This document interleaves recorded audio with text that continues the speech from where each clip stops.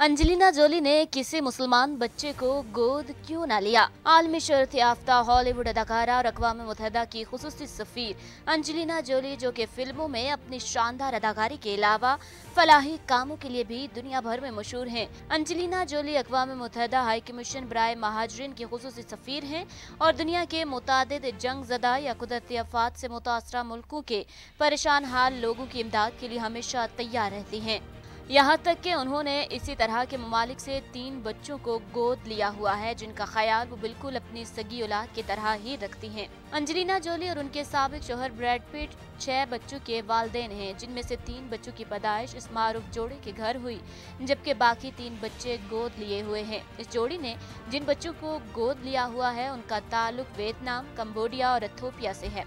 इसीलिए जब वो आखिरी बार 2010 में पाकिस्तान में सलाह मुतासरीन की सूरत हाल का जायजा लेने के लिए आई थी, तो एक इंटरव्यू में उनसे पाकिस्तान से बच्चा गोद लेने के बारे में सवाल किया गया। अंजलिना जोली का इस सवाल के जवाब में कहना था कि मैं मजहबी हसासियत की वजह से पाकिस्तान से किसी भी बच्चे को गोद लेने के बारे में कभी नहीं सोचूंगी। उन्होंने कहा कि मुस्लिम ममालिक में बच्चे को गोद लेने के बारे में मुख्तलिफ ख्यालात रखे जाते हैं, इसलिए मैं उन कवानीन का एहतराम करती हूँ।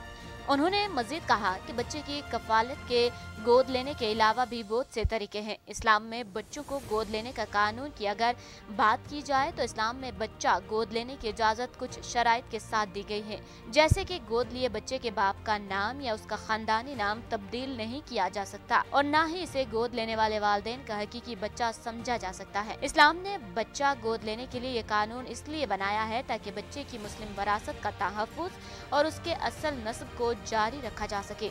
इस्लाम में बच्चे को गोद लेने को सिर्फ इसकी कफालत करने की नज़र से देखा जाता है, जिसका मकसद सिर्फ एक बच्चे को महफूज घर में रखना होता है, लेकिन इस बच्चे को कभी भी गोद लेने वाले वालिदैन की हकीकी औलाद होने की हैसियत नहीं दी जाती है।